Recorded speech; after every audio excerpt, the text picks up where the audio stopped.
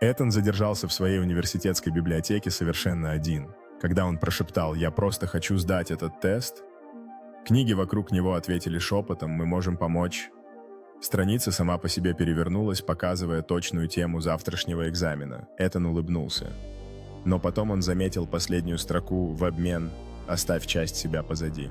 Этан почувствовал, как холодок пробежал по спине, осознавая, что цена может быть слишком высока. Он взглянул на свои руки, думая о том, что значит оставить часть себя позади. С каждой минутой шепоты становились все громче, словно призывая его к сделке, от которой невозможно отказаться.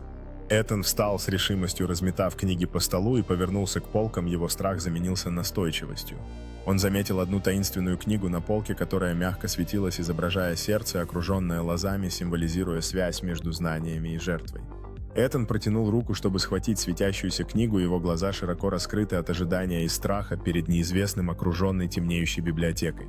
Страницы светящейся книги перевернулись, открывая сложные иллюстрации и древние тексты, которые вращались с энергией, как будто приглашая Этана в мир тайн.